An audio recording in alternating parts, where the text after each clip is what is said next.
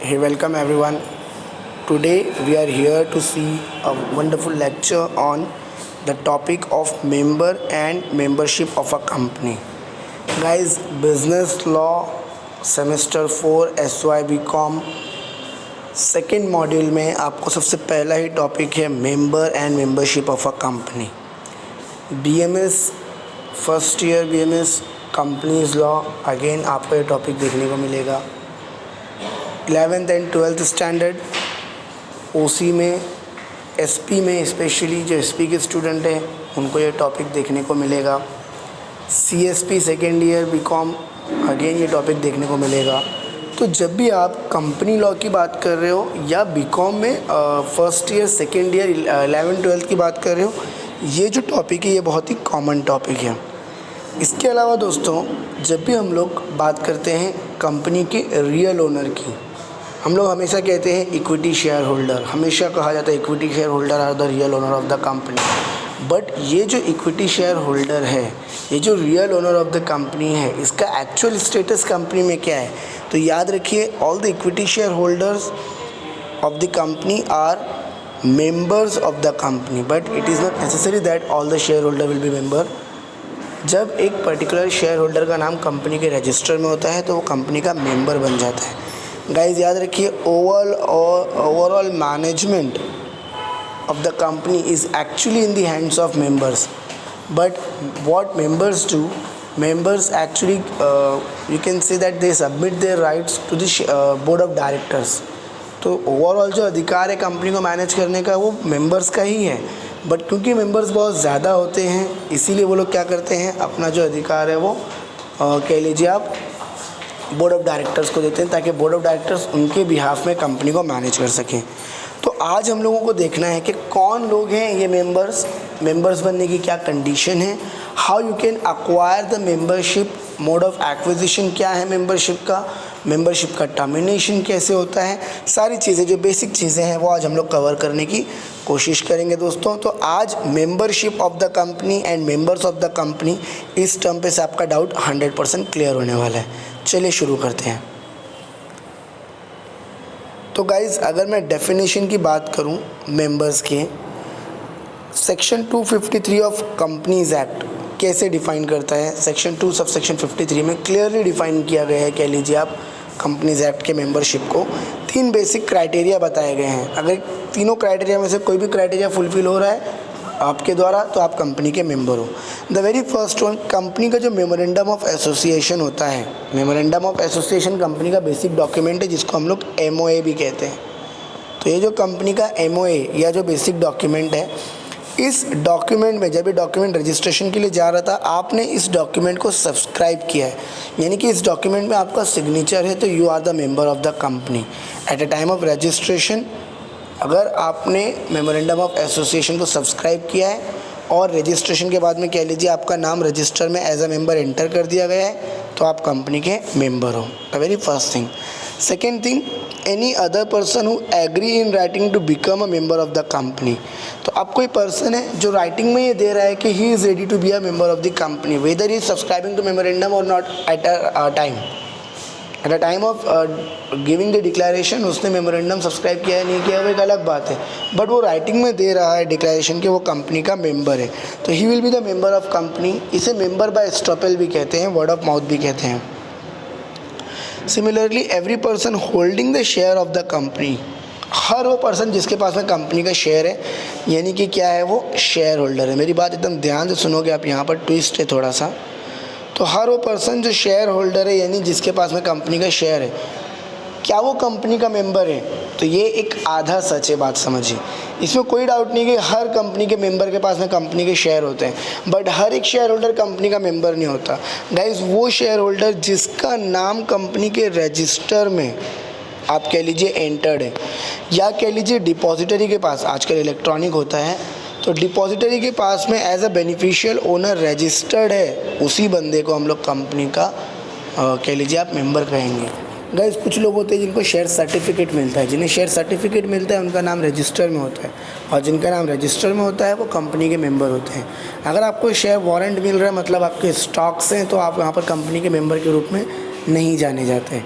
तो याद रखिए ये 3 कंडीशन में से, 3 क्राइटेरिया में से अगर आप कोई भी क्राइटेरिया फुलफिल कर रहे हो तो ultimately you are the share holder of the company. Now share holder is one who hold the shares in the company.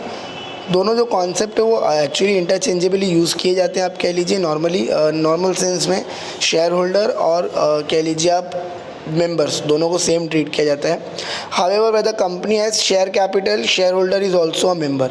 अगर आपकी कंपनी शेयर कैपिटल वाला कंपनी है तो आपके शेयर होल्डर एक्चुअली मेंबर है। While in the case when the company has no share capital they are members, hence the shareholder is also a member but member may not necessarily be a shareholder of the company। तो guys देखिए, अगर आपका company अगर share holder वाला company है यानी कि कह लीजिए पब्लिक कंपनी है तो इन दैट केस जो भी आपके मेंबर्स हैं वो सारे के सारे शेयर होल्डर है। लेकिन अगर आपका कंपनी अगर शेयर होल्डर वाला कंपनी नहीं है, शेयर कैपिटल वाला कंपनी नहीं है, तो यहाँ पर जो लोगों ने आपकी कंपनी में इन्वेस्टमेंट किया वो कंपनी के मेंबर तो हैं बट वो शेयर होल्डर नहीं होंगे। So that is the basic about the member. Now how can you be a member of a company. आप कंपनी के मेंबर कैसे बन सकते हो? How can you acquire the membership in the company. Company में अगर मुझे मेंबरशिप अक्वायर करना है तो what is the basic criteria. So guys there are different criterias or you can say there are different methods और there are different modes through which we can enter as a member of a company. तो कैसे हम लोग company के member बन सकते हैं? The very first thing is by subscribing to the memorandum.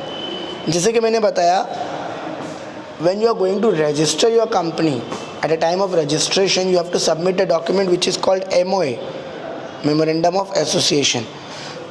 So at a time of registration, if your company is a public limited company, it requires at least 7% to sign or subscribe the memorandum.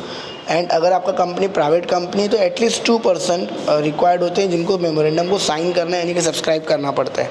तो अगर आप memorandum को sign कर रहे हो या subscribe कर रहे हो तो जो भी सिग्नेचरीज है मेमोरेंडम के ultimately they become the member. Company के इनकॉर्पोरेशन होते ही वो कंपनी के मेंबर बन जाएंगे, उनका नाम रजिस्टर में आ जाएगा कह लीजिए आप। By virtue of being the subscriber, they deem to become a member and must enter their name in the register। तो जैसे ही आपका मेमोरेंडम को आपने सब्सक्राइब कर दिया, अल्टीमेटली आप कह लीजिए आप कंपनी के मेंबर बन गए हो। Second thing is by undertaking to buy the qualification share. Question that arise, sir what is in buy qualification share. क्या पढ़े लिखे शेयर होते हैं क्या सर? क्वालिफिकेशन शेयर क्या होता है? तो गाइज याद रखिए, qualification share actually it is a condition to be a director. ये डायरेक्टर बनने के लिए एक रिक्वायरमेंट है कह लीजिए आप। अगर आप एक कंपनी के डायरेक्टर बनना चाहते हो तो आपको उस पर्टिकुलर कंपनी में एक पर्टिकुलर अमाउंट ऑफ शेयर जो है वो होल्ड करना पड़ता है, एक पर्टिकुलर अमाउंट ऑफ शेयर आपको ख़रीदना पड़ता है। तो जो शेयर आपको ख़रीदना पड़ रहा है to be a director of the company, उस शेयर को क्वालिफिकेशन शेयर कहते हैं। तो कंपनी के जो डायरेक्टर्स हैं अल्टीमेटली वो क्वालिफिकेशन शेयर खरीद के कंपनी के मेंबर्स बन जाते हैं।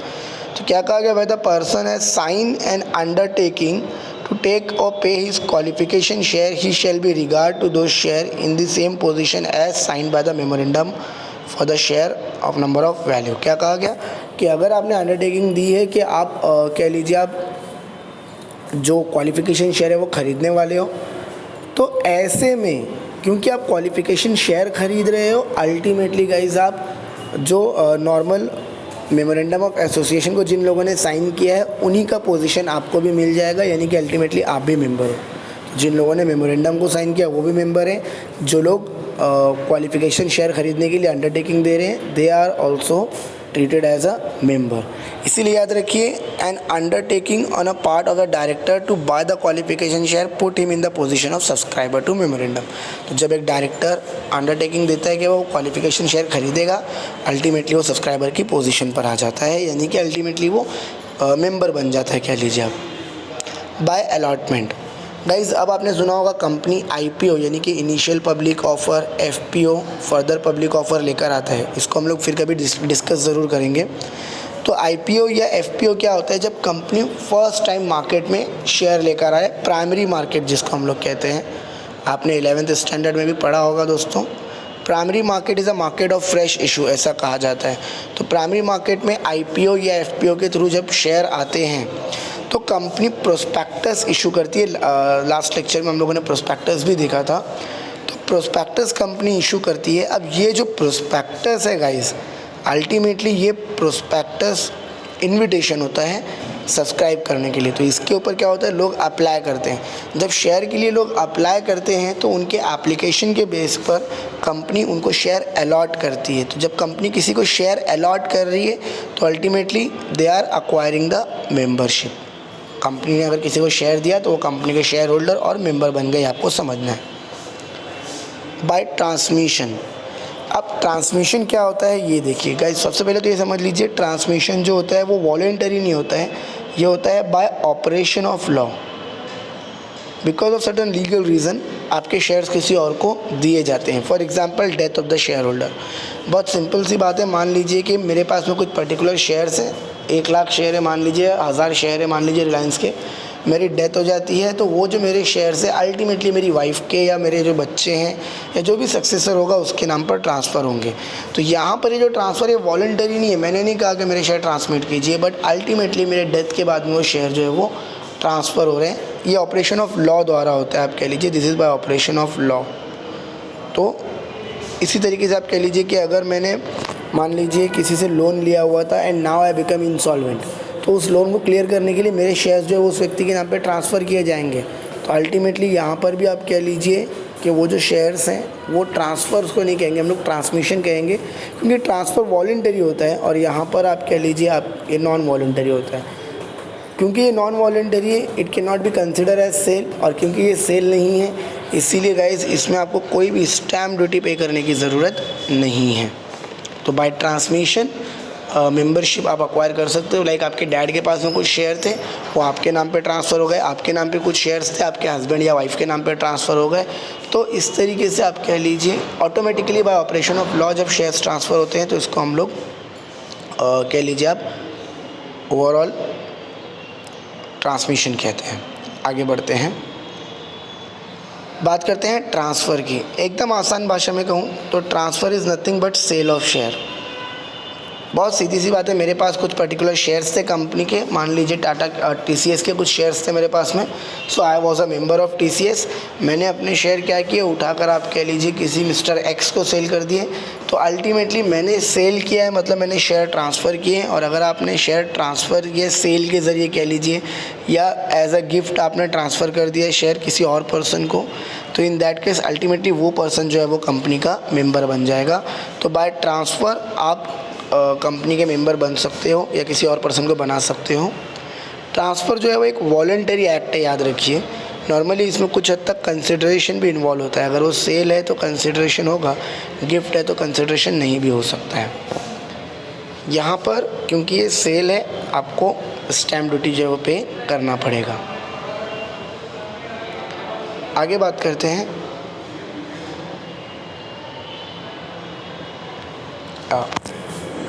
Membership by acquisitions and estoppel. तो एक्विजिशंस एंड एस्टॉपेल इसके ज़रिए भी आप मेंबरशिप अक्वायर कर सकते हो। It is deemed to be a member of a company if he allow his name to be put in register of the member. Like कह लीजिए मैं अलाउ कर रहा हूँ कंपनी को कि आप ठीक है मेरा नाम आप कंपनी के रजिस्टर में एज अ मेंबर डाल दीजिए, ऐसे मैं कह रहा हूँ। हालांकि मैंने कंपनी का ना तो मेमोरेंडम सब्सक्राइब किया है ना तो मैं कह लीजिए आप कंपनी के शेयर्स खरीद रहा हूँ। बट मेनी टाइम ये होता है कि बहुत सारी कंपनी जो है वो रेप्यूटेड पर्सनालिटीज़ को अपने मेंबर्स के रूप में दिखाना पसंद करती है। तो अगर मैं अलाउ कर रहा हूँ तो ultimately I will be the member, ultimately मैं मेंबर बन जाऊँगा and it will be membership by estoppel कह सकते हो आप। Even if there is no agreement to become a member, the liability of spring into existence as a result of acquisition or estoppel. तो भले ही आपका मेरा कोई एग्रीमेंट नहीं हुआ है बट आपने अलाउ किया मुझे, तो यहाँ पर आप मेरे कंपनी के मेंबर हो जाओगे। There is a concept of joint member. Joint member in the sense what, दो पर्सनालिटी आप कह लीजिए हस्बैंड वाइफ है, दो पार्टनर्स है, या कह लीजिए आप ब्रदर एंड सिस्टर्स है, ब्रदर्स हैं। तो जब दो लोग मिलकर एक शेयर खरीदते हैं तो they are called as joint member. So when two or more person hold the share in the company in their joint name is called as joint membership. In such case name of the member appearing first is considered to be main member. तो guys मान लीजिए अगर कह लीजिए आप mister A और mister B ये दो लोग जॉइंट मेंबर हैं ऐसे में पहले नाम मिस्टर ए का है तो he will B main member and he will B सब मेंबर कह लीजिए आप, या जॉइंट मेंबर कहा जाएगा बी को, ए जो होगा वो मेन मेंबर होगा। तो जो भी नोटिस या डिविडेंड वगैरह सेंड किया जाएगा वो ए को ही सेंड किया जाएगा, क्योंकि ए को यहाँ पर आप कह लीजिए मेन मेंबर माना जाएगा। सो दैट इज़ अबाउट, तो this is about the mode of acquisition. Now guys, कौन से लोग हैं जो कंपनी के मेंबर बन सकते हैं, कौन से लोग हैं जिनको अलाउ है कि if they want they can be a member of the company. तो याद रखिए, सबसे पहले तो any person is competent to enter into a contract. Guys, हमारे लेक्चर सीरीज़ में अगर आप देखोगे कॉन्ट्रैक्ट एक्ट के लिए जो कौन से लोग एलिजिबल हैं, कौन से लोग कॉम्पिटेंट है, तो इसके ऊपर हम लोगों ने अलग से एक वीडियो बनाया हुआ है, चैनल में आपको मिल जाएगा, डिस्क्रिप्शन में लिंक भी मिल जाएगा इसका। तो any person competent to contract, हर वो व्यक्ति जो कॉन्ट्रैक्ट में आने के काबिल है। शॉर्ट में कहूँ तो if a person is a major, you can say he has attend the age of majority, 18 साल के ऊपर का है तो वो कॉन्ट्रैक्ट में आ सकता है। If the person is of sound mind person है तो वो भी कॉन्ट्रैक्ट में आ सकता है। कह लीजिए कि व्यक्ति डिस्क्वालीफाई नहीं है किसी भी तरीके से, क्वालिफाई पर्सन है, तो अल्टीमेटली वो कॉन्ट्रैक्ट में एंटर हो सकता है। तो जो व्यक्ति कॉन्ट्रैक्ट में एंटर हो सकता है वो कंपनी का मेंबर बन सकता है। Beside this, company can be become a member of another company.